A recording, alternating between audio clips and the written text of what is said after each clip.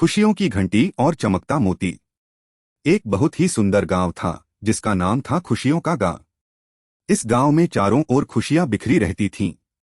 बच्चे हंसते खेलते, चिड़िया चहचहाती और फूलों पर तितलियां नाचती रहती थीं।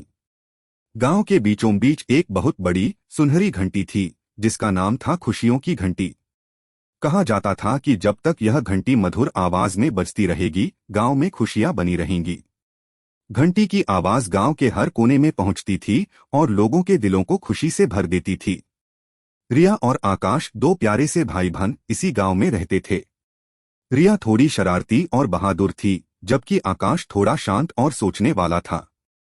वे दोनों हर सुबह घंटी की आवाज सुनकर उठते थे और पूरे दिन मस्ती करते थे।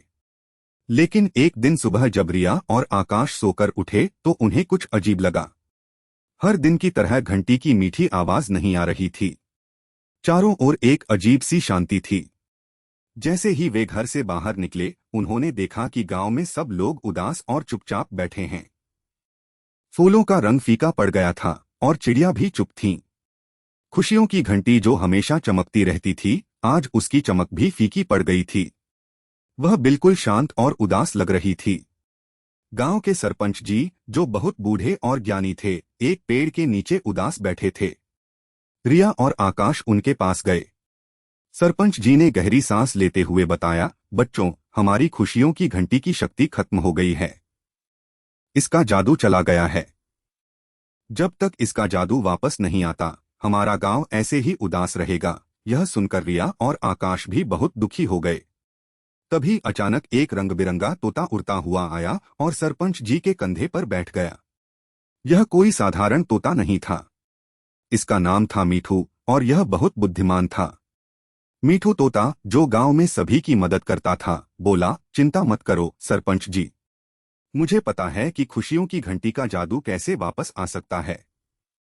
इसे रोशनी की गुफा में मिलने वाले चमकते मोती की जरूरत है।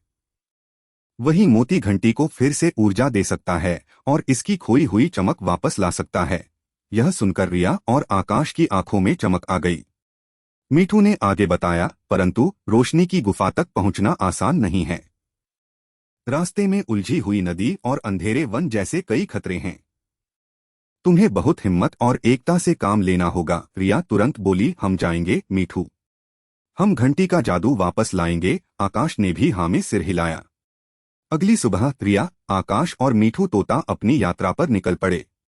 मीठू उनके कंधे पर बैठकर उन्हें रास्ता दिखा रहा था। कुछ दूर चलने के बाद वे एक नदी के किनारे पहुंचे।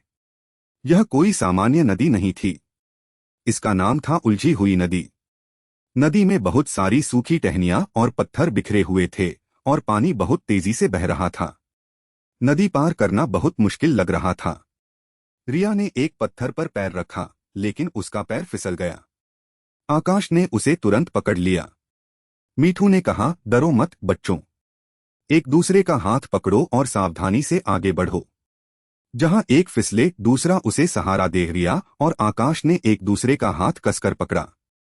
उन्होंने एक एक कदम सोच समझकर रखा, कभी एक दूसरे को सहारा देते, कभी धीरे से रास्ता बनाते। अंत में उन्होंने सफलतापूर्वक नदी पार कर ली।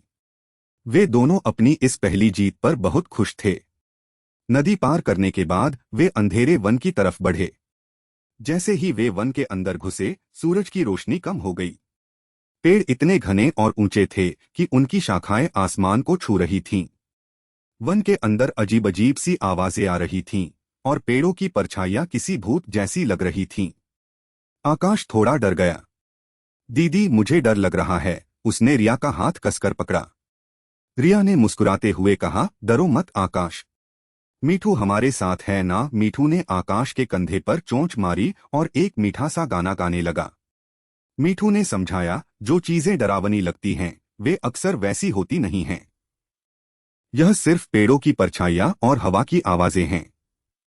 हिम्मत रखो। मीठू के गाने और रिया के भरोसे से आकाश का डर दूर हो गया। वे तीनों मीठू के बताए रास्ते पर धीरे धीरे आगे बढ़ते गए और अंधेरे वन को पार करने में सफल रहे। वन से बाहर निकलते ही उन्हें एक खरगोश के रोने की आवाज सुनाई दी। वह एक छोटे से झाड़ी के पास बैठा रो रहा था। यह था बूनू खरगोश। रिया और आकाश उसके पास गए। क्या हुआ बूनू? तुम क्यों रो रहे हो? रिया ने पूछा। बूनू ने बताया, मैं अपनी मीठी जामुनों की टोकरी खो बैठा हूँ। मैं उन्हें अपनी दादी के लिए ले जा रहा था, लेकिन रास्ते में टोकरी गिर गई और जामुन बिखर गए। अब मुझे नहीं पता कि वे कहाँ हैं। रिया और आकाश को बूनू पर बहुत दया आई। उन्होंने तुरंत बूनू की मदद करने का फैसला किया।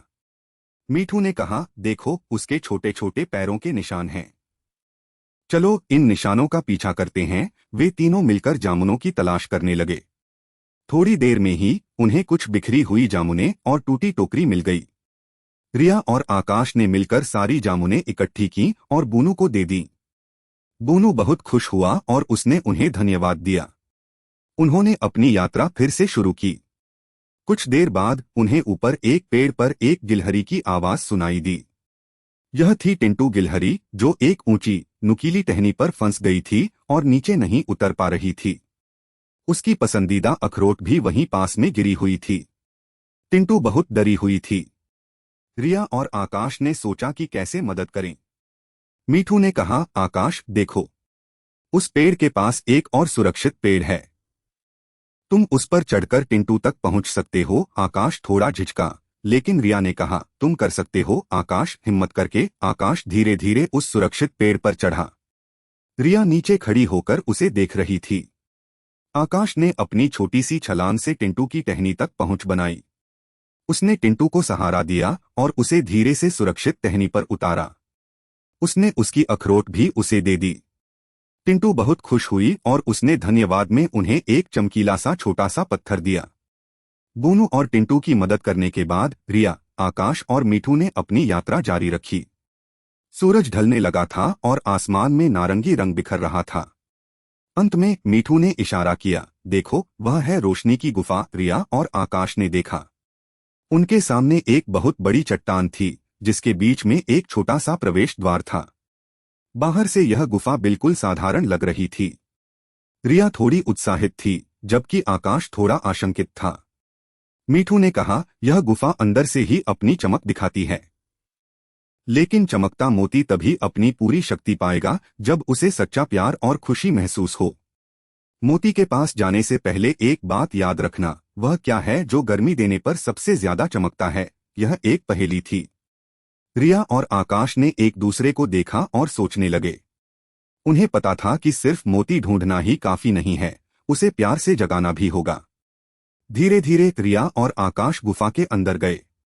गुफा बाहर से जितनी साधारण दिख रही थी, अंदर से उतनी ही जादुई थी। गुफा के अंदर अंधेरा नहीं था, बल्कि चारों ओर से हल्की हल्की चमकदार किरणें फूट रही थीं, जैसे हजारों जुगनू चमक रहे हों। ये किरणें छोटी छोटी चमकदार क्रिस्टल से आ रही थीं, जो गुफा की दीवारों पर लगे थे। वे मीठू के बताए रास्ते पर चलते गए, जहां चमक सबसे ज्यादा थी।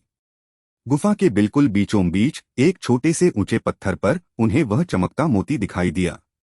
मोती बहुत सुंदर था, गोल और दूधिया सफेद रंग का, लेकिन अभी वह अपनी पूरी चमक में नहीं था। वह थोड़ा फीका लग रहा था।